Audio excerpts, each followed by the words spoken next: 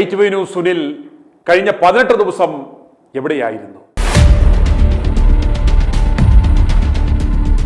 കഴിഞ്ഞ കുറേ ദിവസങ്ങളായി ഞങ്ങളുടെ വാർത്തകളുടെ താഴെ പ്രേക്ഷകരുടെ കമന്റ് കണ്ടു. അതുപോലെ പലരും ഞങ്ങളുടെ നമ്പറിലേക്ക് വിളിച്ചു ചോദിച്ചു, താങ്കൾ എവിടെയാണ്? കുറേ ദിവസമായല്ലോ ക്യാമറയുടെ മുന്നിൽ എത്തിയിട്ട്, എന്ത് സംഭവിച്ചു എന്നൊക്കെ തരത്തിൽ പലരും ചോദിക്കുന്നത് കണ്ടു. ഞാൻ ഡിസംബർ 3-ാം തീയതി തന്നെ പ്രേക്ഷകരെ അറിയിച്ചിരുന്നു, ഒന്ന് മാറി നിൽക്കാൻ പോകുകയാണ്. കാരണം എനിക്കെതിരെ ഒരു കള്ളക്കേസ് എടുത്തിട്ടുണ്ട്. അതുകൊണ്ട് കോടതിയിൽ മുൻകൂർ ജാമ്യാപേക്ഷ നൽകി ഒന്ന് മാറി നിൽക്കുകയാണ്. അതിന് അനുകൂലമായ ഒരു വിധി വരുന്നതുവരെ മാറി നിൽക്കും എന്ന് ഞാൻ അറിയിച്ചിരുന്നു.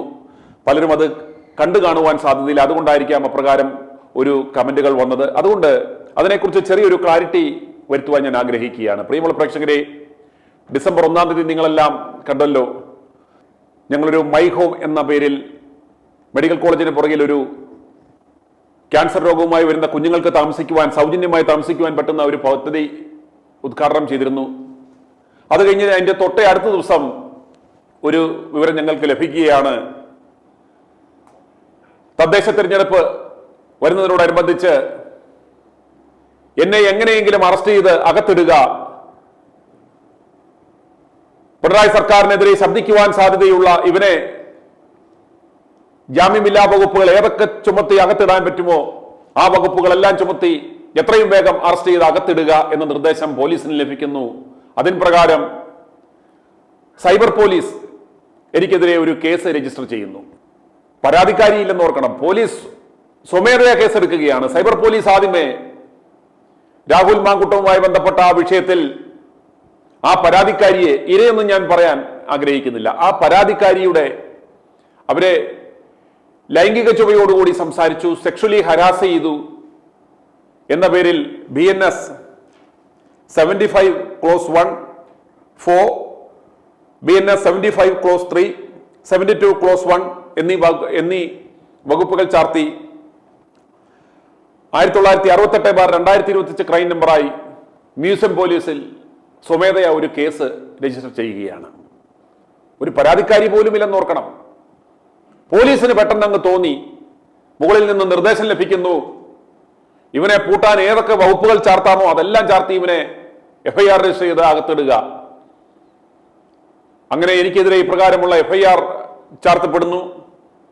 ഏത് നിമിഷവും എന്നെ അറസ്റ്റ് ചെയ്ത്, രാഹുൽ ഈശ്വറിന്റെ കാര്യത്തിൽ നിങ്ങൾ കണ്ടതാണ്, അദ്ദേഹത്തെ അറസ്റ്റ് ചെയ്യുന്നു. തുടർന്ന് നടന്ന നാടകങ്ങളും അദ്ദേഹം ഏതാണ്ട് 16 ദിവസത്തോളം ജയിലിൽ കിടക്കുന്ന അവസ്ഥയുണ്ടായി. അതുപോലെ തന്നെ എന്നെയും അറസ്റ്റ് ചെയ്ത് അകത്തിടുവാൻ വേണ്ടിയായിരുന്നു ശ്രമം. ITV ന്യൂസ് പ്രേക്ഷകരോട് ഒരു കാര്യം പറഞ്ഞിട്ടുണ്ട്, VD സതീശന് എപ്പോഴൊക്കെ ഒരു പ്രശ്നം വരുമ്പോൾ അപ്പോഴെല്ലാം സഹായകനായി പിണറായി വിജയൻ ഉണ്ടാവും. ഇവർ തമ്മിലുള്ള ആ അന്തർധാര തുടക്കം മുതലേ തന്നെ ഞങ്ങൾ പറയുന്നതാണ്. അപ്പോൾ VD സതീശന് ഒരു ബുദ്ധിമുട്ടുണ്ടാകാതിരിക്കുവാൻ VD സതീശനെതിരെ ഞങ്ങൾ മിഷൻ 250 ക്യാമ്പയിൻ നടത്തുന്നു.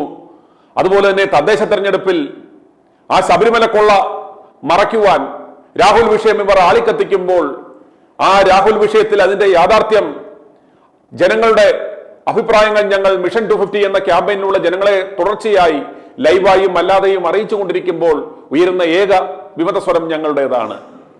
കേരളത്തിലുള്ള സകല പ്രിന്റ്, വിഷ്വൽ, ഡിജിറ്റൽ മാധ്യമങ്ങളെയും ഇവന്മാർ വിലക്കെടുത്ത് ഒരേ രീതിയിൽ ക്യാമ്പയിൻ നടത്തിക്കൊണ്ടിരിക്കുമ്പോൾ ഇതിന്റെ യാഥാർത്ഥ്യങ്ങൾ, ഇതിലെ പൊള്ളത്തരങ്ങൾ ഞങ്ങൾ പച്ചയായി വിളിച്ചു പറയുകയും അത് ജനങ്ങളുടെ ഇടയിൽ എത്തുകയും അത് ചർച്ചാ വിഷയമാകുകയും ചെയ്യുന്നത് കണ്ടാണ് ഇവന്റെ വായടപ്പിക്കുക, ITV ന്യൂസ് പൂട്ടിക്കുക, ഇവനെ ജയിലിൽ അടയ്ക്കുക എന്ന ലക്ഷ്യത്തോടുകൂടി ഇവർ എനിക്കെതിരെ ഒരു കേസ് രജിസ്റ്റർ ചെയ്ത് എന്നെ അറസ്റ്റ് ചെയ്ത് അകത്തിടുവാൻ ശ്രമിച്ചത്.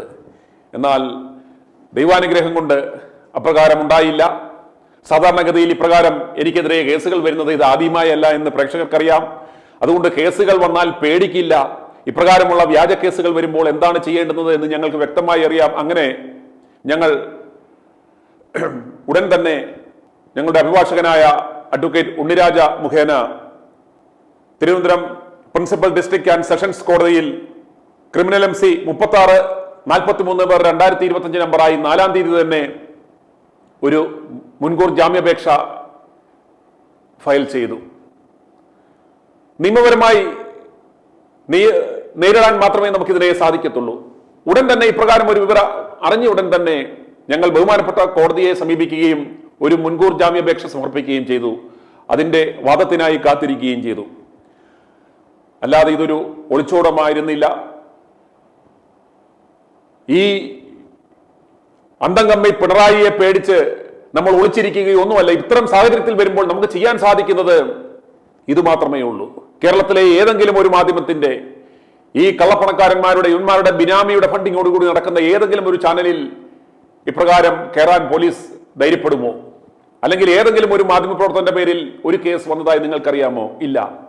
സത്യം പറയുന്ന ഞങ്ങളെ ഭയപ്പെടുത്തുവാനും വിരട്ടി ജയിലിലിടുവാനും വേണ്ടി മാത്രമാണ് ഇപ്രകാരമുള്ള പരിപാടികൾ നടത്തുന്നത്. പക്ഷേ ഇത് ഇന്നും ഇന്നലെയും ഒന്നും തുടങ്ങിയ കാര്യമല്ലാത്തത് കൊണ്ട് ഇതിനകത്തൊന്നും ഒരു പുതുമയില്ല, ഞങ്ങൾക്ക് ഭയമില്ല, ഞങ്ങൾ അതിനെ നിയമപരമായി നേരിട്ടു. അങ്ങനെ ബഹുമാനപ്പെട്ട സെഷൻസ് കോടതിയിൽ നിന്നും ഇന്നലെ എനിക്ക് മുൻകൂർ ജാമ്യം നൽകി. ബഹുമാനപ്പെട്ട KP Anilkumar additional sessions judge അദ്ദേഹം വിശദമായ വാദം കേട്ടു. പ്രോസിക്യൂഷൻ വളരെ ശക്തമായി എനിക്ക് മുൻകൂർ ജാമ്യം നൽകരുത് എന്ന് ആവശ്യപ്പെട്ടു. അപ്പോൾ ബഹുമാനപ്പെട്ട ജഡ്ജി തന്നെ ചോദിച്ചു, ഈ പരാതിയിൽ അതല്ലെങ്കിൽ ഈ പോലീസ് എന്തുകൊണ്ടാണ് സ്വമേധയാ ഇപ്രകാരം ഒരു കേസ് എടുത്തത്? ഇതിൽ ജാമ്യമില്ലാ വകുപ്പുകൾ ചാർത്തി ഒരു കേസ് രജിസ്റ്റർ ചെയ്യാൻ തക്ക എന്ത് ഗ്രാവിറ്റിയാണ് ഈ വിഷയത്തിലുള്ളത് എന്ന് ജഡ്ജി പോലും പ്രോസിക്യൂട്ടറോട് ചോദിച്ചപ്പോൾ അദ്ദേഹത്തിന് ഉത്തരമൊന്നും ഉണ്ടായിരുന്നില്ല. അന്നേരം അയാൾ പറഞ്ഞത് ഇദ്ദേഹം സ്ഥിരം പ്രശ്നക്കാരനാണ്, ഇയാളുടെ പേരിൽ ആന്റിസിഡൻസ് നിരവധി കേസുകൾ മുൻപുണ്ട് എന്ന് പറയുമ്പോൾ അദ്ദേഹം പറയുന്നു, ഈ കേസിന് ഇപ്പൊ ഇട്ട വകുപ്പുകൾ അട്രാക്ട് ചെയ്യാൻ പറ്റുന്ന എന്ത് ക്രൈമാണ് ചെയ്തത്? അതായത് BNS 75 ഇടണമെങ്കിൽ ഒരു സെക്ഷൽ ഹരാസ്മെന്റ് ഞാൻ നടത്തി എന്നാണ് ഞാൻ പറയുന്നത്. ഒരു സെക്ഷൽ ഹരാസ്മെന്റ് നടത്തി എന്ന് പറഞ്ഞാണ് എനിക്കെതിരെ വ്യാജ പരാതി, ഒരു വ്യാജ കേസ് അവർ എടുത്തിരിക്കുന്നത്. എന്ത് സെക്ഷൽ ഹരാസ്മെന്റ് ആണ് ഞാൻ ചെയ്തത്? ഒന്ന് പരാതിക്കാരിയുമായി ബന്ധപ്പെട്ട അവരുടെ ഐഡന്റിറ്റി വെളിവാക്കുന്ന അവരുടെ പേരും ഫോട്ടോയും എല്ലാ കാര്യങ്ങളും ഞങ്ങൾക്ക് അറിയാമായിരുന്നെങ്കിൽ പോലും ഒരു കാര്യം പോലും ഞങ്ങൾ അത് വെളിപ്പെടുത്തിയിരുന്നില്ല. അപ്രകാരം പരാതിക്കാരിയുടെ ഐഡന്റിറ്റി വെളിപ്പെടുത്തിയിട്ടില്ല, അത് ഇവർക്ക് കോടതിയിൽ തെളിയിക്കുവാൻ സാധിക്കത്തില്ല. അതുപോലെ ഞാൻ സെക്ഷൽ ഹരാസ്മെന്റ് ചെയ്തു എന്ന് പറഞ്ഞാണ് ജാമ്യമില്ലാ വകുപ്പിട്ട് കേസ് രജിസ്റ്റർ ചെയ്തത്. അത് എവിടെയാണ് അതിനുള്ള തെളിവ് എന്ന് ചോദിച്ചപ്പോഴും പബ്ലിക് പ്രോസിക്യൂട്ടർക്ക് മേളിലോട്ട് നോക്കി നിൽക്കേണ്ടി വന്നു. കാരണം അപ്രകാരം ഒന്നും അവർക്ക് കോടതിയിൽ തെളിയിക്കുവാൻ സാധ്യമല്ല. പോട്ടെ, ഏത് വീഡിയോയിലാണ് പറഞ്ഞിരിക്കുന്നത് എന്ന് പറയുവാൻ പോലും അവർക്ക് സാധിച്ചില്ല. അങ്ങനെ കോടതിയിൽ ദയനീയമായി ഈ പ്രോസിക്യൂഷൻ പരാജയപ്പെട്ടു. എനിക്ക് വേണ്ടി ഈ കേസ് കോടതിയിൽ അപ്പിയർ ചെയ്തത് അഡ്വക്കേറ്റ് ഉണ്ണിരാജയാണ്. അദ്ദേഹമാണ് എനിക്ക് ഈ കേസിൽ മുൻകൂർ ജാമ്യം നേടിത്തന്നത്. അദ്ദേഹത്തോടുള്ള i2v ന്യൂസിന്റെയും എൻ്റെ വ്യക്തിപരമായ നന്ദിയും അറിയിച്ചു കൊള്ളുന്നു. പ്രിയമുള്ള പ്രേക്ഷകരെ, ഞങ്ങൾ ഉറപ്പായും നിങ്ങളോട് പറയുന്നു, യാതൊരു കാരണവശാലും ഒരു ക്രിമിനൽ ഒഫൻസ് ഞങ്ങൾ ചെയ്യില്ല. ഓരോ വാർത്തകൾ വായിക്കുമ്പോഴും ഞങ്ങൾക്ക് കൃത്യമായ ബോധത്തോടു കൂടി തന്നെയാണ് വാർത്തകൾ ചെയ്യുന്നത്. ഒരു ക്രിമിനൽ ഒഫൻസിന്റെ പരിധിയിൽ വരുന്ന അതല്ലെങ്കിൽ ഡിഫർമേറ്ററി ആയിട്ടുള്ള ഒരു കാര്യങ്ങൾ പോലും ഞങ്ങൾ പറയാറില്ല. കൃത്യമായും ബഹുമാനപ്പെട്ട കോടതിയിൽ ഇത് ചോദ്യം ചെയ്യപ്പെടുന്ന സാഹചര്യത്തിൽ അതിന് വ്യക്തമായ തെളിവുകൾ നൽകുവാൻ പറ്റാവുന്ന തരത്തിലുള്ള സത്യസന്ധമായ വേരിഫൈ ചെയ്യപ്പെട്ട ഞങ്ങൾക്ക് ഉത്തമ ബോധ്യമുള്ള കാര്യങ്ങൾ മാത്രമേ ഞങ്ങൾ i2v ന്യൂസിലൂടെ പറയൂ. ഇതിലൂടെ നിങ്ങൾ കേൾക്കുന്ന ഇതുവരെ പറഞ്ഞിട്ടുള്ള ഇനി പറയാൻ പോകുന്ന എല്ലാ കാര്യങ്ങളും അപ്രകാരം തന്നെ ആയിരിക്കും എന്ന് ഞങ്ങൾ ഒരിക്കൽ കൂടി പ്രേക്ഷകർക്ക് ഉറപ്പു നൽകുന്നു. അതുപോലെ വളരെയേറെ സന്തോഷമുള്ള കാര്യം, ഈ 18 ദിവസം ഞാൻ മാറി നിന്നപ്പോൾ പോലും ഞാൻ അറിയാമല്ലോ, ചില സാങ്കേതിക കാരണങ്ങളാൽ വിഷ്വൽ വീഡിയോ ആയി വരാൻ സാധിച്ചില്ല. ശബ്ദം മാത്രമാണ്, വോയിസ് ഓവർ മാത്രമാണ് നൽകിയത്. എങ്കിലും സാധാരണ കാണുന്നതിലും കൂടുതൽ പ്രേക്ഷകർ i2v ന്യൂസ് ഈ സമയം കാണുകയുണ്ടായി. അന്നേരം ഈ പ്രതിസന്ധി സമയത്തും ഞങ്ങളുടെ ആ പ്രതിസന്ധി മനസ്സിലാക്കി ഞങ്ങളോടൊപ്പം നിന്ന i2v ന്യൂസിന്റെ ലോകമെമ്പാടുമുള്ള എല്ലാ പ്രേക്ഷകർക്കും ഹൃദയത്തിന്റെ ഭാഷയിൽ നന്ദി അറിയിച്ചു കൊള്ളുന്നു. അതുപോലെ ഞങ്ങൾക്ക് വേണ്ടി പ്രാർത്ഥിച്ചുകൊണ്ടിരുന്ന ഞങ്ങളുടെ പ്രിയപ്പെട്ട പ്രേക്ഷകർക്ക് വേണ്ടി ഒരിക്കൽ കൂടി നന്ദി അറിയിക്കുന്നു.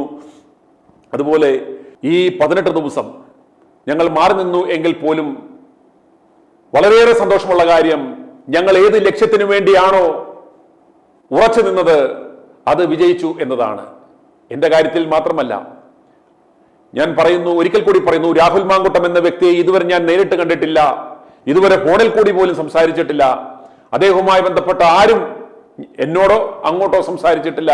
എങ്കിലും രാഹുൽ മാങ്കുട്ടം എന്ന ആ യുവ MLA-ക്ക് വേണ്ടി ഞങ്ങൾ ശബ്ദമുയർത്തിയത് അദ്ദേഹത്തെ പിന്തുടർന്ന് വേട്ടയാടുന്ന രാഷ്ട്രീയ ലക്ഷ്യത്തോടുകൂടിയുള്ള, അദ്ദേഹത്തെ തീർക്കുക എന്ന ലക്ഷ്യത്തോടെ അദ്ദേഹത്തെ ഇല്ലായ്മ ചെയ്യുവാനുള്ള ആ ശ്രമം കണ്ടാണ് ആദ്യം ഞങ്ങൾ മിഷൻ 60 ആരംഭിച്ചത്. ആ സമയത്തിനുള്ളിൽ ഇവർ എടുത്തില്ല. അതിനുശേഷം മിഷൻ 250 നമ്മൾ ആരംഭിച്ചു. അതിൻ്റെ ഓരോ ഘട്ടങ്ങളിൽ പോകുമ്പോൾ പോലും ഇവർ ഈ വിഷയം നിസ്സാരമായി പരിഹരിക്കാമായിരുന്ന ആ വി.ഡി. സതീശൻ ഈ വിഷയത്തിൽ നിന്നും പിന്തിരിഞ്ഞില്ല. അയാൾ ഈ സ്വർണ്ണക്കൊള്ള വിഷയത്തിൽ പിണറായി സർക്കാരിനെ രക്ഷിക്കുവാൻ വേണ്ടി ആ തദ്ദേശ തെരഞ്ഞെടുപ്പിന്റെ സമയത്ത് തന്നെ ഇപ്രകാരം ഒരു ഇരകളെ ഇറക്കി ഇദ്ദേഹം ഒരു കപടനാടകം കളിച്ചു. എങ്കിലും അത് കോടതിയിൽ പൊളിയുന്നതാണ് നമ്മൾ കണ്ടത്. ഇന്നലെ എനിക്ക് മുൻകൂർ ജാമ്യം ലഭിക്കുന്ന ആ സമയത്ത് തന്നെ രാഹുൽ മാങ്കൂട്ടത്തിന്റെ വിഷയത്തിലും അദ്ദേഹത്തിന്റെ ആ നോട്ട് ടു അറസ്റ്റ് തടയണം, അതുപോലെ തന്നെ അദ്ദേഹത്തിന്റെ മുൻകൂർ ജാമ്യാപേക്ഷ തള്ളണം എന്ന് പറഞ്ഞ് ബഹുമാനപ്പെട്ട കോടതിയെ സംസ്ഥാന സർക്കാർ സമീപിച്ചിരുന്നു. അതുപോലെ തന്നെ അദ്ദേഹത്തിന്റെ ആദ്യ ആ വ്യാജ കേസിൽ ആ മുൻകൂർ ജാമ്യം വേണമെന്ന ആ അപേക്ഷയും ബഹുമാനപ്പെട്ട ബെച്ചു കുര്യൻ അധ്യക്ഷനായുള്ള സിംഗിൾ ബെഞ്ച് പരിഗണിച്ചിരുന്നു. ആ കേസിനും വളരെ അനുകൂലമായ ഒരു വിധിയാണ് ഉണ്ടായത്. വിശദമായ വാദം കോടതി കേട്ടുകൊണ്ടിരിക്കുകയാണ്. അതുപോലെ അദ്ദേഹത്തെ അറസ്റ്റ് ചെയ്യുവാൻ പാടില്ല, ജനുവരി 7 വരെ അദ്ദേഹത്തെ അറസ്റ്റ് ചെയ്യുവാൻ പാടില്ല എന്നും പറഞ്ഞ് ഉത്തരവിട്ടു. അതുപോലെ തന്നെ സംസ്ഥാന സർക്കാർ അദ്ദേഹത്തിന്റെ മുൻകൂർ ജാമ്യം തള്ളണമെന്ന് പറഞ്ഞ് ബഹുമാനപ്പെട്ട ഹൈക്കോടതി സമീപിച്ചപ്പോൾ തിടുക്കമൊന്നും വേണ്ട, അത് ക്രിസ്മസ് ആ വെക്കേഷന് ശേഷം പരിഗണിക്കാം എന്ന രീതിയിൽ അതും മാറ്റിവെക്കുകയാണ് ഉണ്ടായത്. അതുപോലെ അദ്ദേഹത്തിന് തിരുവനന്തപുരം സെഷൻസ് ജഡ്ജ് ആ രണ്ടാമത്തെ വ്യാജ പരാതിയിന്മേൽ മുൻകൂർ ജാമ്യം നൽകിയപ്പോൾ കൃത്യമായും പറഞ്ഞിരുന്നു, ഇത് അവിശ്വസനീയമാണ്, ഇത് രാഷ്ട്രീയ പ്രേരിതമാണ്, ടോട്ടൽ കോൺട്രഡിക്ടറി ആണ് എന്നൊരു പരാമർശം നടത്തിയിരുന്നു. അന്നേരം അതുകൊണ്ട് ഈ രണ്ട് കേസുകളും നിയമപരമായി നിൽക്കില്ല, അദ്ദേഹത്തിനെതിരെ ആരോപിക്കപ്പെടുന്ന ബലാത്സംഗം എന്ന കുറ്റം നിലനിൽക്കില്ല എന്നത് വളരെ വ്യക്തമാണ്. ഇതെല്ലാം അറിയാമെങ്കിലും വളരെ തിടുക്കപ്പെട്ട് ഈ കേക്കച്ചൻ എന്ന് പറയുന്ന കോൺഗ്രസിനെ തകർക്കുന്ന ആ നരാധവന്റെ ആ ലക്ഷ്യം ആദ്യ ഇദ്ദേഹത്തിന്റെ ലക്ഷ്യം കണ്ടു. തിടുക്കപ്പെട്ട് രാഹുൽ മാങ്കൂട്ടത്തെ പാർട്ടിയുടെ പ്രാഥമിക അംഗത്തിൽ നിന്നും പുറത്താക്കി ഇയാൾ ഒരു ഒറ്റയാൾ നേതാവായി ഇപ്പോൾ വിലസുകയാണ്. നമുക്കറിയാം, ഈ തദ്ദേശ തെരഞ്ഞെടുപ്പിൽ പിണറായി വിജയനും ഇടതുപക്ഷത്തിനും കനത്ത പ്രഹരമേറ്റതിന്റെ പ്രധാനപ്പെട്ട കാരണം എന്ന് പറയുന്നത്, ഒന്ന്, കഴിഞ്ഞ 10 വർഷമായി ജനങ്ങൾ പൊറുതിമുട്ടിരിക്കുകയാണ് ഈ പിണറായി വിജയന്റെ ദുർഭരണത്തിൽ. അതുപോലെ ശബരിമല സ്വർണ്ണക്കൊള്ളയുമായ വിഷയത്തിൽ ജനങ്ങളെല്ലാം കരുതുന്നു ഈ സ്വർണ്ണക്കൊള്ള നടത്തിയ ഈ അന്തംകമ്മികളും ഇവന്മാരും ആണ്. അവന്മാരിലേക്ക് ഇത് എത്തിക്കഴിഞ്ഞപ്പോൾ ഇതാ രാഹുൽ വിഷയം എടുത്തിട്ട് അലക്കി ഉമ്മൻചാണ്ടിയെ വേട്ടയാടിയതുപോലെ, അന്ന് സരിതയെ മുന്നിൽ നിർത്തിയതുപോലെ ഇതാ ഇപ്പോൾ ഒരു പരാതിക്കാരിയെ മുന്നിൽ നിർത്തി രാഹുലിനെ വേട്ടയാടുകയാണെന്ന് മനസ്സിലാക്കിയാണ് ജനങ്ങൾ ആ പിണറായി സർക്കാരിനെതിരെ ഇത്രയും ശക്തമായ ഒരു മറുപടി കൊടുത്തത്. അതുകൊണ്ടാണ് പിണറായി വിജയന് ഈ രാഹുലിനെ വേട്ടയാടിയത് കൊണ്ടാണ് രാഹുലിനെ ഇഷ്ടപ്പെടുന്ന ലോകമെമ്പാടുമുള്ള അമ്മമാരും സഹോദരി സഹോദരന്മാരും ഈ ജനാധിപത്യ വിശ്വാസികളും രാഹുലിനെ സ്നേഹിക്കുന്നവർ എല്ലാം തന്നെ ജാതി മത വർഗ പാർട്ടി ഭേദമന്യേ അവർ ഈ പിണറായി സർക്കാരിനെതിരെ വോട്ട് ചെയ്തത് കൊണ്ടാണ് ഈ UDF-ന് ഇത്തവണ ഈ മിന്നും വിജയം ഉണ്ടായത്. അതുകൊണ്ട് കേക്കച്ചാ നീ അഹങ്കരിക്കേണ്ട കാര്യമില്ല. അതുകൊണ്ട് ആ പിണറായിയോടുള്ള വിദ്വേഷം കൊണ്ട് മാത്രമാണ് ഇത്തരത്തിലൊരു വിജയം UDF-നുണ്ടായത്. നിങ്ങൾ നോക്കുക, എന്നെ ശ്രമിക്കുന്ന ലോകമെമ്പാടുമുള്ള പ്രേക്ഷകർ ഒരു കാര്യം ഓർക്കുക, ഈ തദ്ദേശ തെരഞ്ഞെടുപ്പിൽ നിങ്ങളുടെയൊക്കെ വീടുകളിൽ വന്ന ആ പാർട്ടി പ്രവർത്തകരെ നിങ്ങൾ ഓർക്കുക. ഇപ്പൊ ഞങ്ങളുടെയൊക്കെ അനുഭവം പറയുകയാണെങ്കിൽ ഞങ്ങളുടെയൊക്കെ വീടുകളിൽ ഏതാണ്ട് 12-13 തവണ BJP പ്രവർത്തകർ വന്നു. അതിലൊരു 3-4 വട്ടം സ്ഥാനാർത്ഥിയും വന്നു. അതുപോലെ LDF പ്രവർത്തകർ ഏതാണ്ട് 7-8 തവണ വന്നു. അതിലൊരു 2-3 തവണ സ്ഥാനാർത്ഥിയും വന്നു. എന്നാൽ UDF-ന്റെ പ്രവർത്തകർ വന്നത് ഒരു തവണ എന്ന് പറഞ്ഞാൽ അവർ ഗേറ്റ് പോലും കടന്ന് അകത്ത് വന്നില്ല. ഗേറ്റിന് പുറത്തു നിന്ന് ഇവരുടെ കയ്യിലുള്ള ഒരു നോട്ടീസ് കഷ്ണം എറിഞ്ഞിട്ട് പോയി. സ്ഥാനാർത്ഥി ആരാന്ന് പോലും ഞങ്ങൾ കണ്ടില്ല. ഇതുപോലെ തന്നെയാണ് കേരളത്തിന്റെ വിവിധ ഭാഗങ്ങളിൽ UDF പ്രവർത്തനം നടത്തുന്നത്. എന്നിട്ട് ഇവന്മാർ പറയുന്നു വളരെ എണ്ണയിട്ട മെഷീൻ വളരെ അച്ചടക്കത്തോടുകൂടി പ്രവർത്തകർ പ്രവർത്തിച്ചതിന്റെ ഫലമാണ്. ഒന്നുമില്ല. താഴെത്തട്ടിൽ യാതൊരു വിധത്തിലുള്ള ഫീൽഡ് വർക്കുകളും കാര്യമായി നടന്നില്ല. പേരിന് ചില സ്ഥലങ്ങളിൽ മാത്രം നടന്നു എന്നത് മാത്രമാണ് നമുക്ക് മനസ്സിലാക്കുവാൻ സാധിക്കുന്നത്. അതുകൊണ്ട് ഇതിന്റെ പിതൃത്വം ഏറ്റെടുക്കുവാൻ ഈ കേക്കച്ചനോ മറ്റു ഉള്ള ഈ കടൽക്കിഴവന്മാരോ മത്സരിക്കേണ്ടുന്ന കാര്യമില്ല. ഇത് രാഹുൽ മാങ്കൂട്ടം എന്ന യുവനേതാവിനോടുള്ള ആ ജനങ്ങളുടെ സ്നേഹം അത് വോട്ടായി മാറിയതാണെന്ന് നിങ്ങൾ മനസ്സിലാക്കണം. ഒന്നോർക്കുക, ഈ തെരഞ്ഞെടുപ്പിൽ UDF-ന് എന്തെങ്കിലും പരാജയം ഏറ്റുവാങ്ങേണ്ടി വന്നിരുന്നുവെങ്കിൽ അതിന്റെ സകല പാപഭാരവും ഇവന്മാർ കൊണ്ട് ആ രാഹുൽ മാങ്കൂട്ടത്തിന്റെ മുകളിൽ കെട്ടിവെക്കില്ലായിരുന്നു. 1-2 ദിവസമല്ല, കഴിഞ്ഞ 4 മാസമായി തുടർച്ചയായി രാഹുലിനെ വേട്ടയാടി എല്ലാ ദിവസവും മാധ്യമങ്ങളിൽ ഈ തദ്ദേശ തെരഞ്ഞെടുപ്പിന്റെ ആ ചൂട് കൊടുമ്പുരി കൊണ്ടു നിൽക്കുമ്പോൾ പോലും മാധ്യമങ്ങളിൽ നിറഞ്ഞു നിന്നത് രാഹുൽ മാങ്കൂട്ടവുമായി ബന്ധപ്പെട്ട ഈ വിഷയമാണ്. ഇത്രയും ഒരു നാറിയ വിഷയം എടുത്തിട്ട് അലക്കി അദ്ദേഹത്തെ വ്യക്തിഗത ചെയ്യുമ്പോൾ ഈ പാർട്ടിക്ക് എന്തുമാത്രം ഡാമേജ് ഉണ്ടാകേണ്ടുന്നതാണ്. ഒരു ഡാമേജ് പോലും ഈ പാർട്ടിക്ക് ഉണ്ടായില്ലെന്ന് മാത്രമല്ല, ഇത്രയും നേട്ടം ചരിത്ര ഭൂരിപക്ഷം ഉണ്ടായി എങ്കിൽ അത് ഈ രാഹുൽ മാങ്കൂട്ടത്തോടുള്ള ജനങ്ങളുടെ ആ ഇഷ്ടമാണ് കാണിക്കുന്നത് എന്ന് മനസ്സിലാക്കുക. ഇത് മനസ്സിലാക്കി ആ തദ്ദേശ തെരഞ്ഞെടുപ്പിന് ശേഷം ഈ കേക്കച്ചൻ എന്ന് പറയുന്നവൻ ഒരക്ഷരം രാഹുൽ വിഷയവുമായി മിണ്ടുന്നില്ല. അതൊക്കെ ഞങ്ങൾ ഇതായി എന്നിട്ട് വളരെ തന്ത്രപൂർവ്വം പറയുകയാണ്. ഇപ്രകാരം ഈ തെരഞ്ഞെടുപ്പ് സമയത്ത് ഇതിനെ എടുത്തിട്ട് അലക്കാൻ ശ്രമിച്ച പിണറായി വിജയന്റെ ആ യഥാർത്ഥ രൂപം ജനങ്ങൾ കണ്ടു, അതിന്റെ റിസൾട്ട് ആണെന്ന് വരെ ഈ കേക്കച്ചൻ എന്ന് പറയുന്ന നരാധമൻ പറഞ്ഞു കഴിഞ്ഞു. അതുകൊണ്ട് എനിക്കെതിരെ ഇപ്രകാരം ഒരു കള്ളക്കേസ് എടുത്ത് എന്നെ ജയിലിലടയ്ക്കുവാൻ ശ്രമിച്ചത്, ഒന്ന്, ഈ പിണറായി വിജയനും കേക്കച്ചനും എതിരെ ഞാൻ ശബ്ദിക്കാതിരിക്കണം, ഒരു എതിർസ്വരം ഈ തദ്ദേശ തെരഞ്ഞെടുപ്പ് സമയത്ത് ഉണ്ടാകരുത്, അതിനുവേണ്ടിയാണ് ഇവന്മാർ എന്നെ മാറ്റി നിർത്തുവാൻ ശ്രമിച്ചത്. എന്നാൽ ഞാൻ ക്യാമറയ്ക്ക് മുന്നിൽ വന്നില്ലെങ്കിൽ പോലും ഒരൊറ്റ ദിവസം പോലും മുടങ്ങാതെ ഇവന്മാരുടെ ചെയ്തികളെ ഞങ്ങൾ ശക്തമായി വിമർശിച്ചു. ഒരൊറ്റ ദിവസം പോലും ഞങ്ങളുടെ സംപ്രേഷണം മുടങ്ങിയില്ല. അവസാനം ദൈവാനുഗ്രഹം കൊണ്ട് ബഹുമാനപ്പെട്ട കോടതി ഞങ്ങൾക്ക് അനുകൂലമായ വിധി നൽകുകയും ചെയ്തു. ഇതാ ഞാൻ ഇന്ന് പ്രേക്ഷകരുടെ മുന്നിൽ എത്തിയിരിക്കുന്നു. അതുകൊണ്ട് ഒരിക്കൽ കൂടി ഞങ്ങൾക്ക് വേണ്ടി പ്രാർത്ഥിച്ച എല്ലാ പ്രേക്ഷകരോടുമുള്ള നന്ദിയും കടപ്പാടും അറിയിച്ചു കൊള്ളുന്നു. ഒരു കാര്യം കൂടി ഞങ്ങൾ ഉറപ്പ് പറയുന്നു, ഒരിക്കലും വാർത്തകളിൽ വിഷം പുരട്ടില്ല, കള്ളം പറയില്ല, സത്യസന്ധമല്ലാത്ത വാർത്തകൾ ഞങ്ങൾ പറയില്ല. ഇതാണ് ഞങ്ങൾ നൽകുന്ന ഉറപ്പ് ഞങ്ങളുടെ പ്രിയപ്പെട്ട പ്രേക്ഷകർക്ക്. i2i News, an eye for truth. i2i News subscribe ചെയ്തിട്ടില്ലാത്തവർ ഇപ്പോൾ തന്നെ സബ്സ്ക്രൈബ് ചെയ്യുക. നോട്ടിഫിക്കേഷൻ ലഭിക്കുവാൻ ബെൽ ബട്ടണും അമർത്തുക.